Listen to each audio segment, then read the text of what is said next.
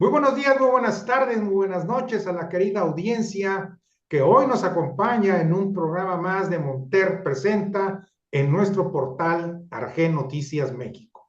Es un gusto tener de nuevo en este espacio, en este portal, a un querido amigo, pero además me atrevo a decir a un hombre cuya profundidad de, de, de ideas, de conceptos, de principios, siempre que platicar con él ha sido un privilegio. Bienvenido, mi querido Julio. Querido Monter, qué gusto volver a saludarte aquí en tu espacio, en tu programa, en tu canal.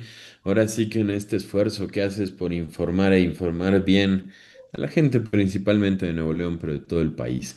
Pues aquí estoy a tus órdenes, jefe. Qué gusto volver a Oye, saludarte. pues me enteré que escribiste un libro con un Sí, título, con un título no solamente atractivo, ni con un título sugestivo en muchos ángulos, ¿no? Yo cuando empecé a leer el, el que tú me hiciste el favor de mandarlo, me sí, vinieron claro. a la mente una gran cantidad de ideas. Pero el título del libro es 27 reglas de un líder humanista. Humanista. ¿Eh? Claro, 27 claro. reglas de un líder humanista. En primer lugar, ¿por qué 27? ¿Verdad? Eso es una gran pregunta, jefe. Y En la verdad, segundo aunque lugar, 27. ¿por qué líder? Y en Ok, tercer lugar, ¿por qué humanista? Así que tú ok, ok. empiézale por donde quieras. Te escuchamos, Julio. Bueno, antes que nada, gracias por el espacio, gracias por ayudarme a posicionar estas ideas en otros lugares. Pues te platico brevemente, estas 27 reglas surgieron del esfuerzo de muchos años de irlas compilando.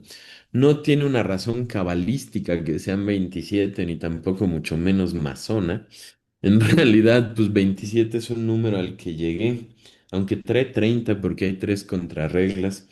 Y es el número pues, que al final del día tiene una profundidad tremenda.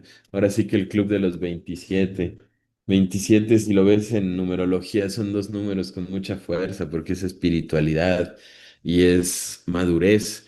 Pero más allá del número, esta obra honestamente empieza a nacer desde el 2003-2004 más o menos.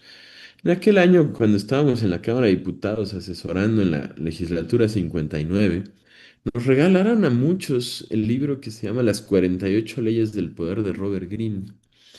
Ese libro es un manual, de hecho, está entre los 10 libros más vendidos de la historia de la humanidad. O sea, es un libro súper conocido, es un libro propagado, que es al final de cuentas un manual de poder, pero bastante macabro.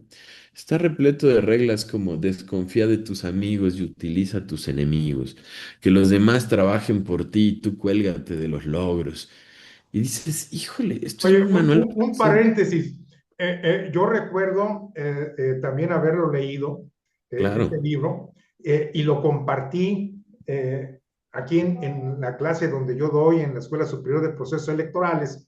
Y por supuesto, pues fue bien recibido, claro. pero bien recibido por el título, el concepto, ¿verdad? Pero ya cuando empezamos a leerlo, pues hubo por supuesto pros y contras, como sucede todo en México, o en nuestro querido en nuestro querido lugar regiomontano que es aquí, esta ciudad. Pero un maestro, me acuerdo, me dice, no, hombre, este cuate le quiere hacer al Maquiavelo moderno. Claro.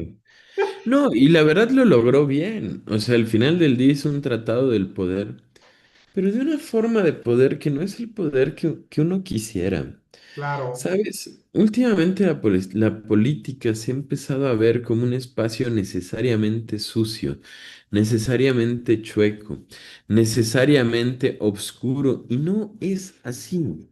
Lo que hago en este libro, pues, es recopilar en más de 160 libros y más de 70 políticos de todo el mundo y de muchas épocas, no de todas las épocas, pero cuando menos desde la Guerra Mundial hasta el presente, pues historias, anécdotas y una serie de ordenamientos que puedes localizar en los grandes líderes que nos hacían sentir orgullosos. Mira, Monter, no te vayas muy lejos.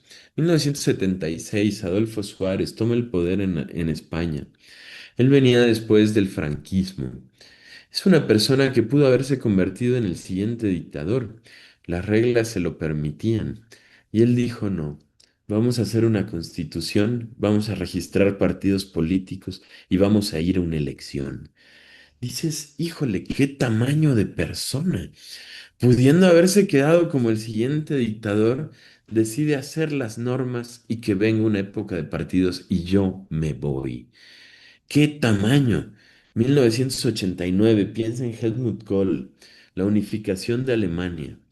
Unificar Alemania es lo equivalente que le dijeras a tu público que los regiomontanos van a adoptar a Cuba y que van a tener los mismos derechos que ustedes, que personas que no contribuyeron a la comunidad, que no pagaron impuestos, van a tener jubilación, salud, igual que tú. Si Helmut Kohl hubiera gobernado pensando en el like de Facebook o en la encuesta del lunes, jamás hubiera hecho algo así.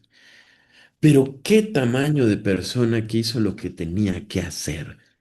En política entender la palabra deber es básico, y deber, decía Juan de Dios Castro, es el bien que obliga, independientemente del resultado.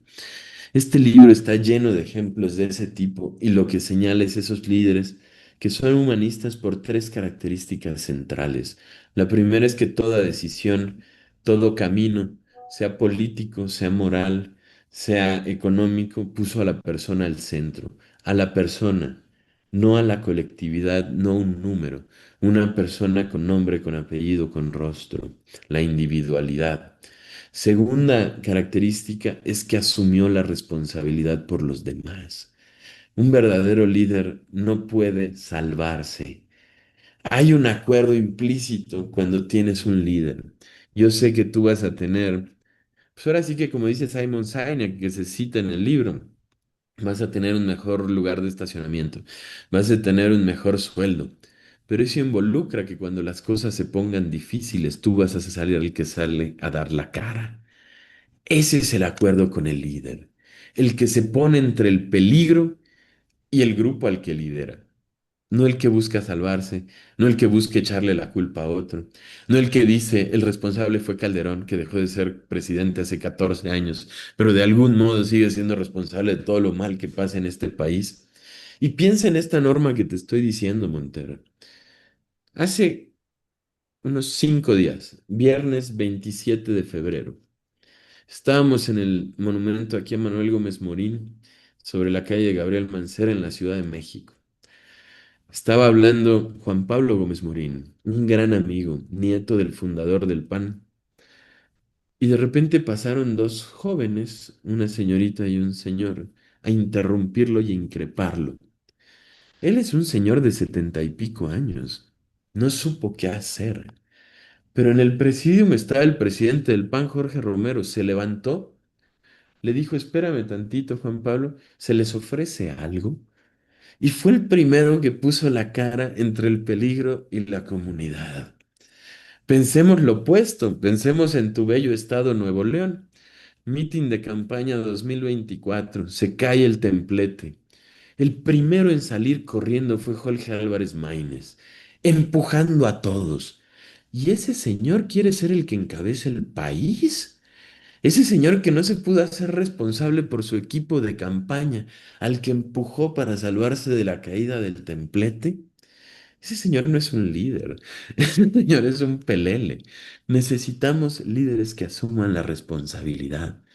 Y la tercera característica que te diría que hace que un líder humanista sea humanista es que entiende la trascendencia de lo que hace y de dónde está. No es lo mismo decidir en una sala de juntas en Coca-Cola que decidir en un palacio de gobierno en el centro de una ciudad. No es lo mismo decidir en una sala en donde se define el futuro de un producto que en una sala donde se define el camino de una comunidad. Es muy difícil que una persona que no entiende el escenario entienda el papel. Ser líder es entender la trascendencia de tus decisiones y poder ver hacia adelante.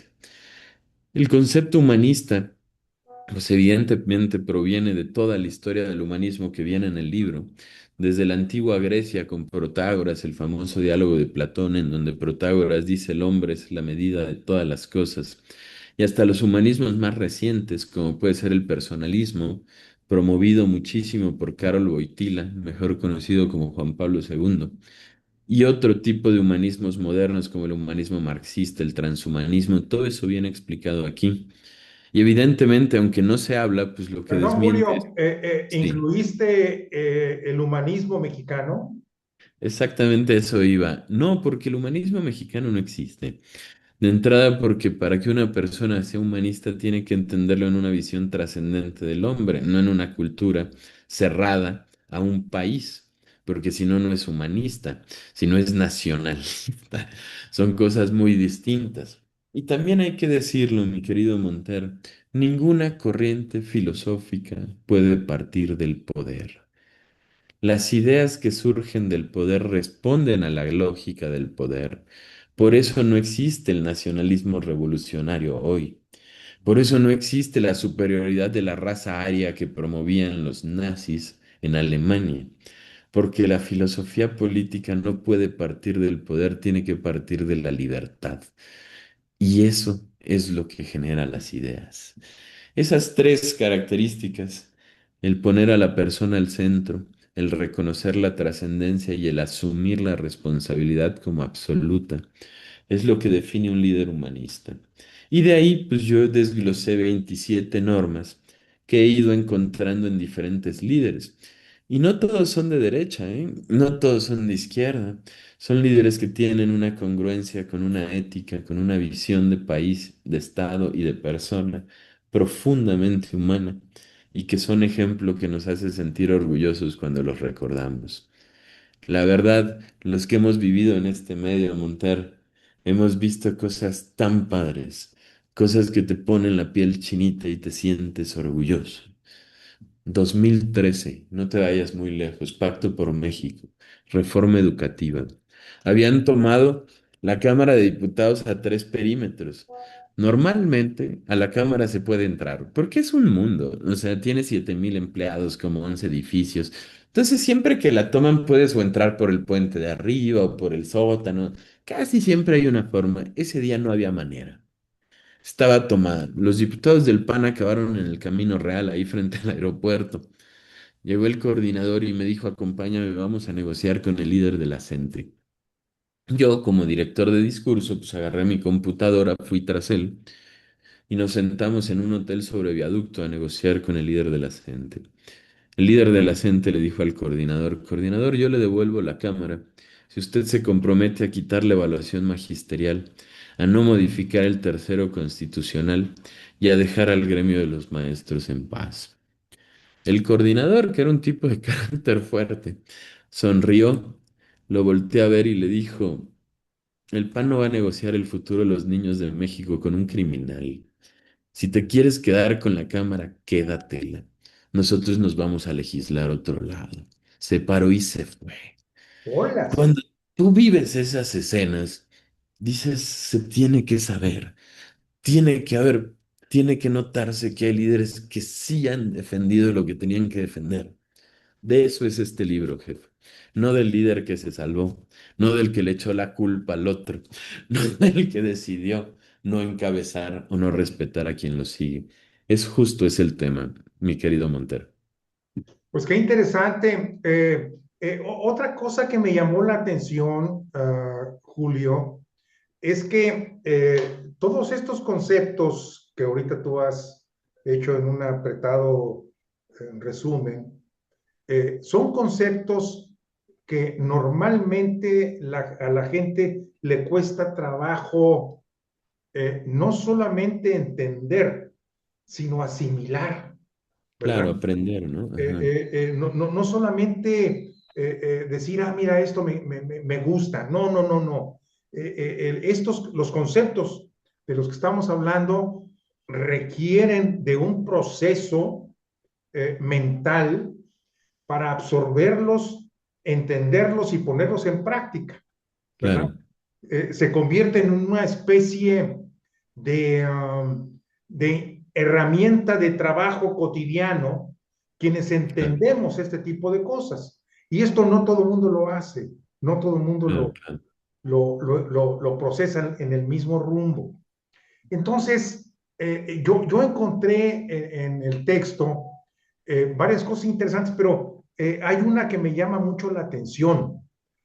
Eh, Tú bien decías, el origen del humanismo viene desde la época de los griegos, los romanos, Claro. y vete a saber de cuántos más, ¿verdad? Estamos hablando de miles de años, Sí, como 2400, 600. Ajá. ¿verdad? Pero lo que me gustó, lo que me sorprendió de tu texto es que captas esos conceptos, los procesas y los pones en la práctica, los Claro, actualizas para que quede más claro el término. ¿Cómo claro, claro. lograste pues sí, este proceso? Pues en realidad es una metodología muy cerrada la que seguí. Todos los capítulos viene la regla general, ¿no? Entender y saber explicar y un resumen, que es la regla. Después viene la base filosófica, en donde explico los diferentes autores que han trabajado con estas ideas. Por ejemplo, esta regla, que es entender y saber explicar, la sustento en Platón, en Cicerón, en San Agustín, en Erasmo de Rotterdam, en Martha Nussbaum, en Paulo Freire. Bueno, más o menos en todos esos. Después viene una explicación y ejemplos actuales. Ahora sí que, ¿qué políticos se vieron en este problema y cómo lo usaron? Después pongo una regla para llevar, que es como el resumen de la regla. Y después pongo una frase bonita de alguien que lo dijo en algún texto. Por ejemplo, aquí dice cambiar las emociones, ¿no? Entonces, ¿cuál es la frase bonita que les pongo en un texto? Nelson Mandela. Un buen líder puede involucrar a la gente en una conversación desde donde están emocionalmente y llevarlos a donde nunca creyeron posible. Mira, Montero, esta es una de las reglas más importantes. Un verdadero político comparte con el artista la capacidad de cambiar emociones. Y puedes llegar con un grupo de personas pequeño que está deprimido, que no quiere salir, y tener la capacidad de volverlos a levantar y salir. Y si lo puedes hacer en un universo chico, igual y puedes en un universo grande. Imagínate para lo que fue Konrad Adenauer levantar Alemania. Estás hablando de un país que estaba destrozado, física, económica y En moralmente, todos los sentidos, en todos. en todo. Y salir y en 20 años convertirlo en la potencia que sigue siendo. Dices, ¿qué tamaño de personas necesitabas tener al frente? Los que hicieron la Unión Europea, Adenauer, De Gasperi, Schuman, todos esos. Llevaban, ¿qué este late? Unos 3000 años peleándose. Ni siquiera eran países, eran imperios. Esa zona llevaba miles de años peleando. Y decir, vamos a hacer algo juntos. Ese es el tema, Montero. Y sí, lo intento simplificar y llevar un lenguaje común, porque como tú, yo también doy clases en diversas escuelas, ¿no? Por ejemplo, hablo de honestidad. La honestidad es una regla bien difícil, peculiarmente en México, porque no tenemos personajes corruptos, tenemos un sistema corrompido. O sea, funciona como un sistema. No es que el policía te pide una mordida, es que el policía te pide una mordida que va a una cantidad de dinero que se va a repartir entre los jefes, los subjefes y ellos. Y no es que él sea corrupto, es que es un sistema corrompido. Pensaba un poco, y lo pongo como ejemplo, en el discurso que dio ante las Naciones Unidas José Mujica de Uruguay. José Mujica es de izquierda. Es un tipo que yo no concuerdo en ninguna de las políticas públicas que impulsó en Uruguay, pero era un tipo honesto a rabiar. Y en su discurso en la ONU dice, ustedes me admiran porque soy un presidente pobre. Imagínense qué momento vivimos que eso es admirable. Eso debería de ser lo normal. El otro día, Montera, así como tú me entrevistas hoy aquí, yo estaba entrevistando en un podcast a Vicente Fox y me decía Vicente Fox, Julio, tengo problemas económicos. No sabes lo orgulloso que me sentí de haber votado por él cuando me dijo eso. Claro, Un presidente de México que no se enriqueció a lo bestia, claro, que te puede decir con toda transparencia, me está costando mucho trabajo mantener el rancho. Pues ves que es un centro de convenciones, ¿no? Que venga la gente y lo use porque está un poco aislado. Ahí es donde dices, Qué bonita es la política, que nos regale esos momentos. Y Claro. esto funciona, Monter, en todos los universos, en las empresas. Hay líderes que son porteros de edificio que tienen más liderazgo que presidentes de países. Y tienen más liderazgo porque saben cómo se llaman los inquilinos, saben qué les duele, saben qué necesitan, están al tanto de ellos. Esto pasa también en las empresas.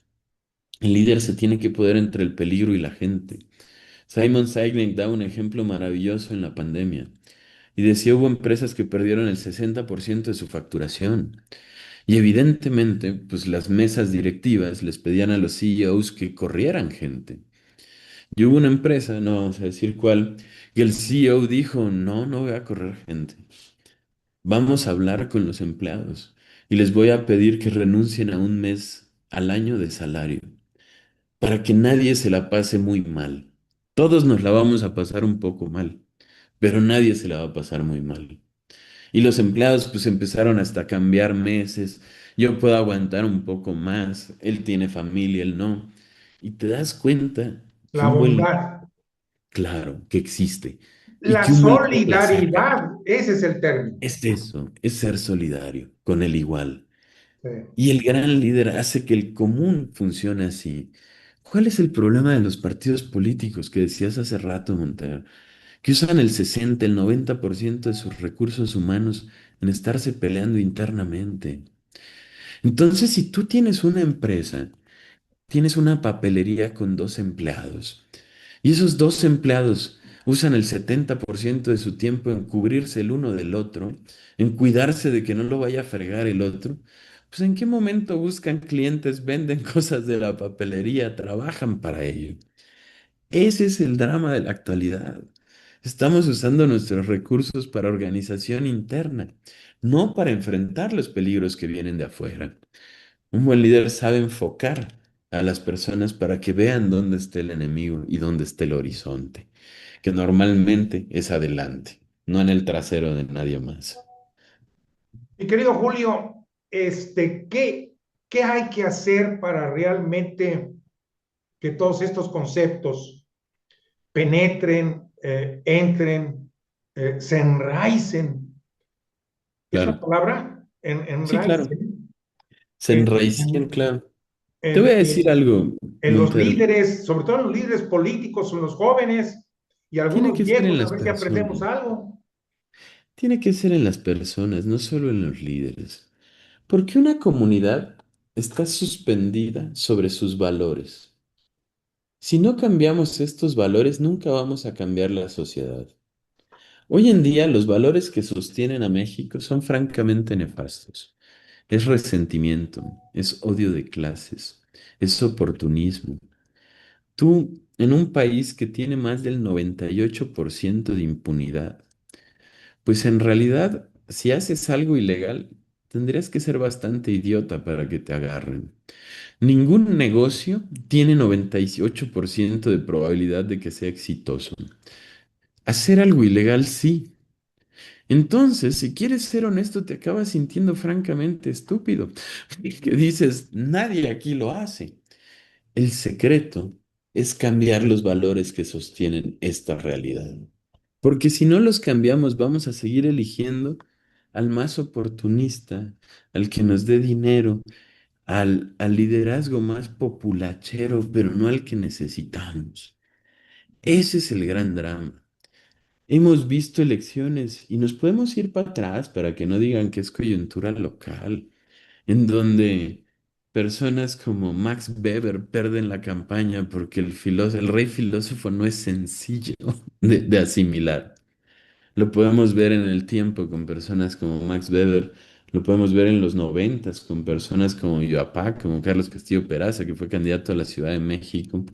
Y lo podemos ver en el 2018. Me queda claro que Ricardo Anaya era el candidato mejor preparado, era el matado, era el que sí estaba estudiado, el que sí hubiera sabido qué hacer, pero no llegó a ser presidente porque ganó el más colmilludo, el más populachero, el dicharachero. Tenemos que pensar qué tipo de persona queremos que nos encabece. Porque sí hay líderes buenos, Montero. Sí los hay. Y sí hay gente ahí haciendo lo que tiene que hacer. El punto es que eso sea lo que premiemos como sociedad. y no al más oportunista. Mira, la última regla de este libro dice que un verdadero líder sabe cuándo terminó, sabe marcharse. Esa quizás es la regla más difícil del liderazgo. Es lo que te platicaba con Adolfo Suárez. Y ese saber marcharse a veces es opuesto en acciones, pero no en valores. Por ejemplo, 1996, mi papá era presidente del PAN y decide no buscar la reelección del partido. Él era el presidente más exitoso de la historia del PAN. Se había ganado Jalisco y Guanajuato con su presidencia.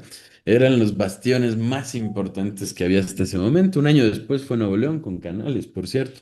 Pero Pero bueno, previamente, en el 94, aquí en claro, Nuevo León, aquí en Monterrey, ganamos la capital Monterrey, toda la claro. zona metropolitana, había equilibrio en el Congreso y para mí el orgullo es que yo fui presidente en esa ocasión, presidente del ¿Del PAN PAN? federal.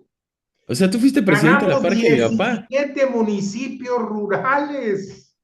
Todos, todo. Ajá.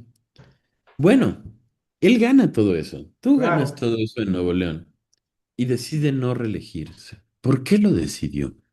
Se lo explicó a su consejo. En el 96 hubo una elección en Mérida en donde hubo un fraude contra Luis Correa, hicimos una resistencia sí, civil me y se acuerdo. perdió el diálogo con Cedillo.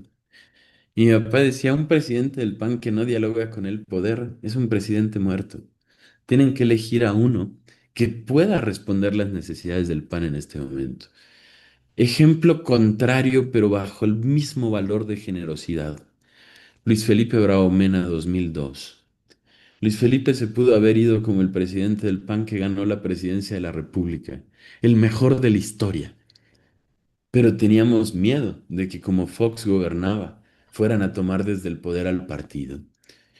Y le pedimos a Luis Felipe que se religiera. Y él en un acto de generosidad tremenda dijo, va. Entonces, el valor no es quedarte o salirte. El valor es la generosidad de Claro. entender cuándo eres necesario a la causa y cuándo ya no lo eres. He ahí el asunto. Por cierto, para hacerle promoción, mi libro lo presentó el sábado pasado en la FIL de Minería Luis Felipe Braumena con Roberto Rock, con Luisa Gutiérrez. Lo presentó hace un mes en Zacatecas Germán Martínez con Esaú Hernández, con Noemí Luna. Lo presentó hace mes y medio en la FIL de Guadalajara, Consuelo Sáizar, con Kenia López Rabadán, con Jorge Romero. Y vamos a seguir presentándolo en estos días. Estuvimos antier en Veracruz. Ahí estuvo el doctor de la Sierna, estuvo el doctor Agustín Basilio. Hemos tenido grandes giras. Pronto estaremos en Nuevo León. Te voy a avisar cuando estemos ahí para que nos ayudes a promoverlo en tu programa, Monter. Por supuesto que sí. Y vamos a seguir promoviendo estas ideas que creo que es lo que necesita el país. Y también te lo digo con muchísimo orgullo. Por ejemplo, la frase que viene aquí atrás del libro Sí. la hizo José Antonio Lozano Díaz, que es el presidente del sistema UPyPADE. Me han mandado críticas preciosas del libro gente como Rodrigo Guerra, que es el fundador del CISAB y asesor del Papa, o sea, personas de ese tamaño.